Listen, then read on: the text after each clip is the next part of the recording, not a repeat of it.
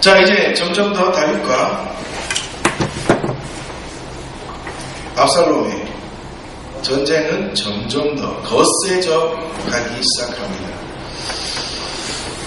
압살롬과 다윗의 전쟁 가운데에 서로를 지지하고 도와주었던 그 신하들의 계략에 따라, 후세의 계략에 따라 다윗은 좀 더 군사들을 정비하고 도망갈 수 있는 시간을 벌게 되고, 압살롬은 너무나 좋은 아히도벨의 계략을 물리치게 되어 어떻게 보면 이제 점점 더 패망의 길로 달려가게 됩니다. 아히도벨은 자기의 계략이 묻혀버린, 그러니까 거절된 다음 그는 고향으로 돌아가서 자살을 했다. 지난주에 말씀드렸습니다. 그가 아히도벨이 자살한 이유가 뭐라고요? 단지 자기의 계략이 압살롬, 그러니까 자기가 생각했을 때는 왕, 그러나 아비 다윗 왕을 전복시키기 위하여서, 새로운 왕이 되기 위하여서 반란을 일으킨 압살롬, 그에게 있어서 자기의 계략이 그냥 묻혀버린, 그것이 속상해서 자살을 한 것이 아니라고 말씀드린 거죠. 아히도벨이 자살을 한 이유는 뭐라고요? 압살롬 이제 끝이 났다는 것이 미리 보였다는 거예요. 아히도벨은 다윗이 겁을 낼 정도로 굉장히 뛰어난 계략가이며 전쟁 영웅이었습니다. 책사이면서도 여하튼 전쟁에 있어서는 없어서는 안 될 아주 뛰어난 인물이었다. 그는 지금 무엇을 작정하고 무엇을 일을 해도 저기 앞까지 내다볼 수 있는, 그러니까 통찰력 있는 그런 사람이었습니다.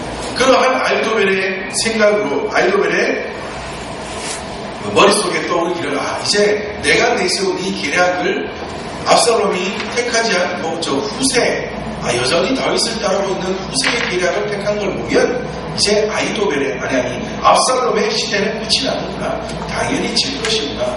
그리고 다윗이, 압살롬이 지면 나의 목숨도 분명히 끝이 날 것이다. 이런 여러 가지 생각 끝에 아히도벨은 고향으로 돌아가서 뭐 한다고요? 자살을 하고 맙니다. 자, 그런 다음 압살롬은 뭐 했겠어요? 후세의 계략대로 온 이스라엘을 통하여서 군사를 모으기 시작합니다. 군사를 모아서, 또 군사만 모으면 되겠, 무조건 남자라고 다 모으면 되겠습니까? 훈련을 시키고 그 사람에게 맞는 무기를 준비하고 하려면 시간이 상당히 걸립니다. 그 사이에 오늘 본문에 보니 다윗은 뭐 하고 있다고요? 마하나임에 이르렀다. 도망하여 마하나임에 이르렀다. 이런 말입니다. 지도 보여주세요. 지도. 자, 지도를 보면 여러분 보이십니까? 마하나임은 어디에 있어요? 글씨가 잘 안 보입니다. 마하나임은 여기에요, 여기. 지금 압살롬은 어디에 있겠어요? 예루살렘. 그리고 이 가운데로 보내는 것이 요단강입니다. 요단강. 여기서부터 여기까지 다윗과 그의 일행들은 먼저 도망을 하였고, 여기에 이르러서 새로운 전쟁을 준비하는 준비가 마쳐질 때쯤에 압살롬과 그의 사람들은 뭐하고 있다고요? 그때쯤에 예루살렘에서 요단을 건넌다. 그러므로 여기서부터 이까지 가기 위해서는 또 상당한 시간, 대단한 시간이 걸릴 것이다, 이 말입니다. 자, 이것은 무엇을 말해주고 있습니까? 후세의 계략이 정확하게 들어맞아서 압살롬은 마음이 빼앗겨 좀 더 많은 군사를 모으면 전쟁에서 이길 수 있을 것이라는 착각 속에서 군사를 모으고 준비를 시키고 무기를 준비하고 여기다가 줄을 세워서 출동하느라고 시간이 너무 많이 걸렸고, 그때에 다윗은 마하나임까지 도망하여서 거기서 전쟁 준비 다 마친 다음이라는 것입니다. 압살롬과 다윗, 마치 예전에 사울과 다윗을 비교했던 것처럼 계속해서 사무엘하 후반으로 넘어가면서 성경은 누구와 누구를 비교하고 있습니까? 다윗과 압살롬을 비교하면서 계속해서 성경은 진행되어져 가고 있습니다. 이것은 결국에는 또 누구와 누구를 비교하는 거예요? 사울과 다윗을 비교하는 것과 마찬가지입니다. 사울의 집안은 계속해서 몰락해 가는 것이고, 아니, 압살롬은, 그러니까, 뭐였더니 다윗의 아들이니까, 여하튼, 그때는 사울과 다윗을 비교했던 것이 이제는 압살롬과 다윗, 물론 아비와 아들의 사이지만 이를 비교하면서 마치 사울과 다윗 때처럼 하나님은 다윗을 도우심으로 인간적인 모든 힘이 더 센 것처럼 보여졌던 사울이지만 그는 망하고 다윗은 계속해서 흥하여 갔다는 것을 보여주기 위하여서 또 지금도 다윗과 압살롬과의 관계 속에서 하나님은 여전히 다윗을 도우심으로 다윗은 어려움 중에서도 점점 더 새로운 전성기를 위하여서 흥하여져 가는 것이고, 패역자, 반역자 압살롬은 곧 멸망하게 될 것을 성경은 비교 가운데서 조금씩 보여주고 있는 것입니다. 그냥 단면적으로 보면 더 많은 군사 이끌고 다윗을 쫓아가기 위하여 준비하고 있는 압살롬, 그러나 마하나임에 도착해 있던 다윗, 그러나 그들이 언젠가 만나게 되면 전쟁은 압살롬이 이길 것처럼 그렇게 성경은 말하고 있지만 그 속에 내포되어 있는 뜻은 뭐라고요? 아니다. 하나님은 끝까지 누구를 도우셔서 결국에는 누가 승리하게 될 것이다? 다윗이 승리하게 될 것이다. 있는 것을 계속해서 보여주고 있는 것입니다. 이것을 또 하나의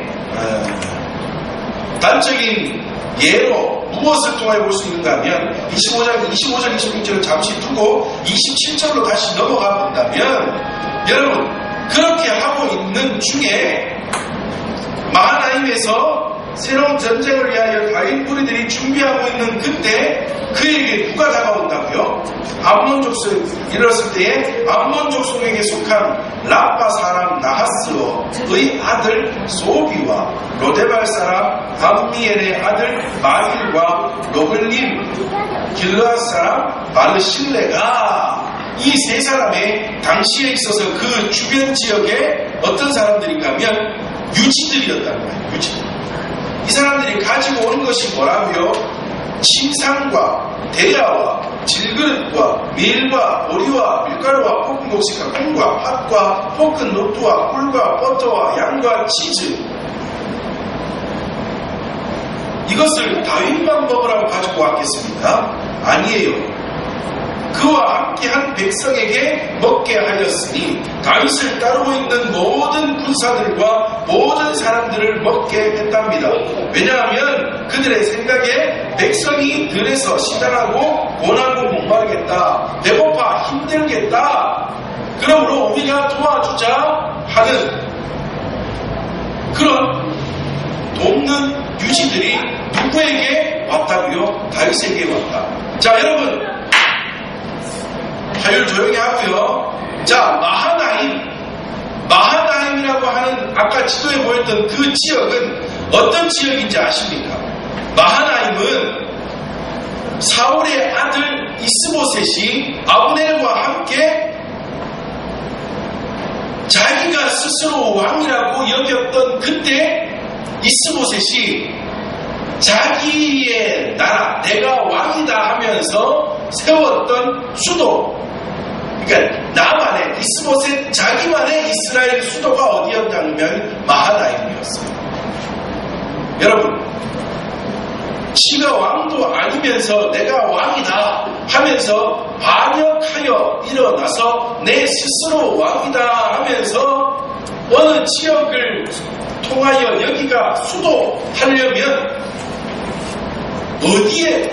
어디다 해야 되겠습니까? 우리나라가 참 재미있는 게 대통령, 국회의원 이런 선거를 하면 지역 특색이 너무 강하잖아요.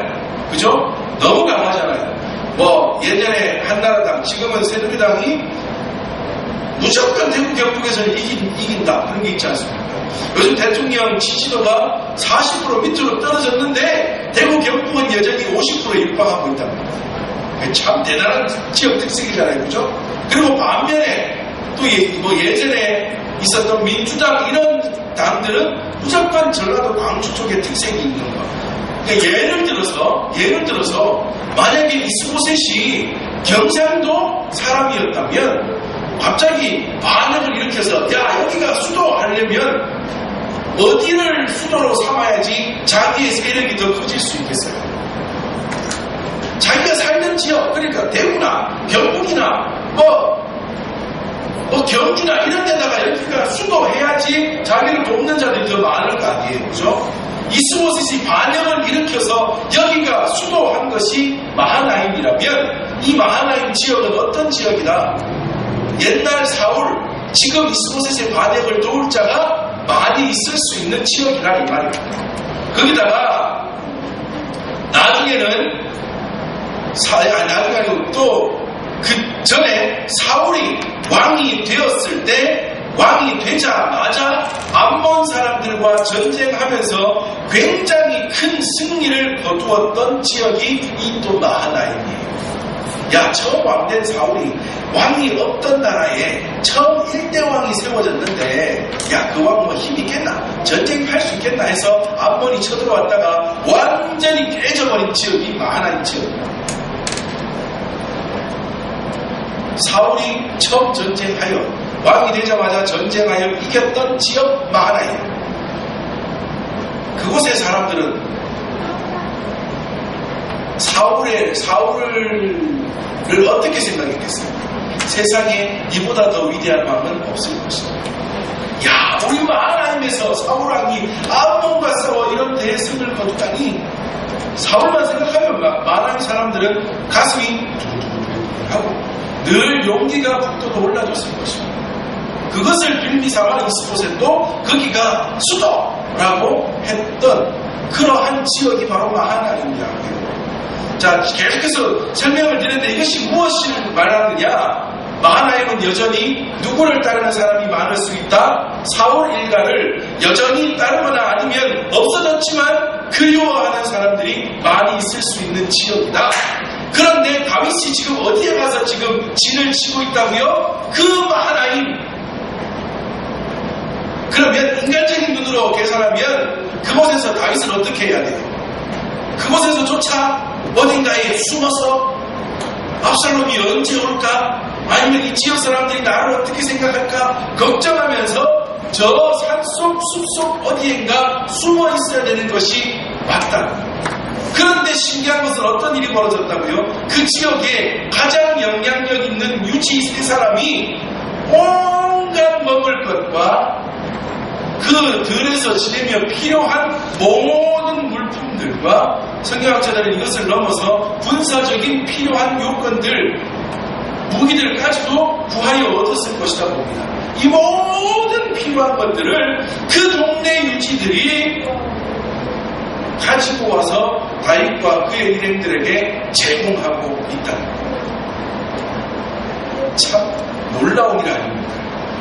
누가 도우시지 않으면 이게 안 돼요. 하나님이 도우시지 않으면 이런 일은 정말 있을 수 없는 일입니다.